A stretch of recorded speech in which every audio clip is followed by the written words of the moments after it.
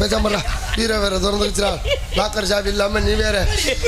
ருக்குமணியே பின்னாடி உட்கார வச்சு அழகான சுத்தி வருவேன்